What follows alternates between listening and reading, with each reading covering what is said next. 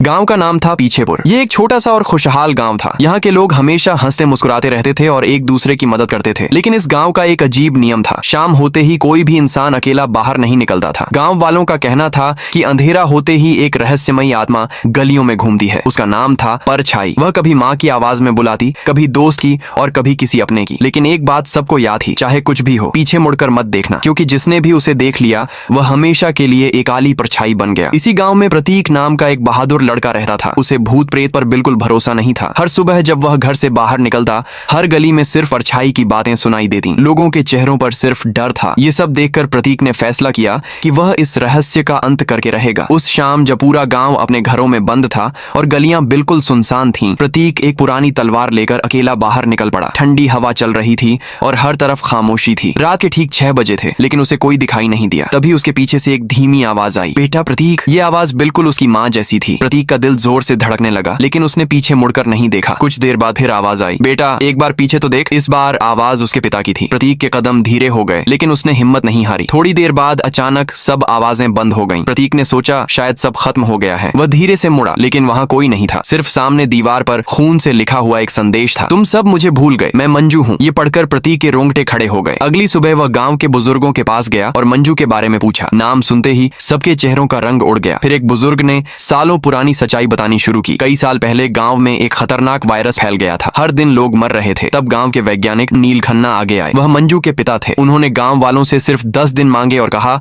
कि वह वायरस की दवा बना देंगे। 10 दिन तक वह बिना आराम किए अपनी प्रयोगशाला में काम करते रहे। आखिरकार उन्होंने दवा बना ली और पूरे गांव को बचा लिया। वायरस खत्म हो गया, लेकिन दवा बनाते समय नील खन्ना खुद उसी वायरस से संक्रमित हो गए। अपनी आखिरी सांस लेते हुए उन्होंने सिर्फ एक बात कही, मेरी बेटी मंजू का ध्यान रखना। लेकिन उनके जाते ही गांव वालों ने सब कुछ भुला दिया। मंजू मदद के लिए हर घर गई। वह भूखी थी, अकेली थी और रोती रही, लेकिन किसी ने उसका हाथ नहीं पकड़ा। धीरे धीरे भूख और तन्हाई ने उसकी जान ले ली। ये सच सुनकर प्रतीक की आंखों में आंसू आ गए। उसे समझ आ गया कि परछाई कोई शैतान नहीं, बल्कि एक टूटी हुई बेटी की दर्द भरी आत्मा थी। तभी अचानक शाम हो गई। पूरा गांव फिर से खामोश हो गया। एक एक करके गांव के लोग चीखने लगे और देखते ही देखते सब काली परछाइयों में बदलने लगे। उसी समय आसमान से एक सफेद रोशनी नीचे उतरी। उस रोशनी के बीच मंजू खड़ी थी। प्रतीक डर गया और बोला, मुझे मत मारना। मंजू की आंखों में गुस्सा नहीं, सिर्फ दर्द था। वह धीरे से बोली, मेरा बदला तुमसे नहीं था। जिन लोगों ने मुझे और मेरे पापा की कुर्बानी को भुला दिया था, उनसे था। आज मेरा बदला पूरा हो गया। इतना कहकर मंजू ने आसमान की तरफ देखा। एक तेज रोशनी उसके चारों तरफ फैल गई और वह मुस्कुराते हुए हमेशा के लिए अपने पापा के पास चली गई। उस रात के बाद पीछेपुर की गलियों में कभी किसी ने परछाई को नहीं देखा। लेकिन आज भी लोग अपने बच्चों को एक बात जरूर सिखाते हैं, जो इंसान किसी की कुर्बानी और उसके अपनों को भूल जाता है, उसका हिसाब वक्त जरूर लेता है।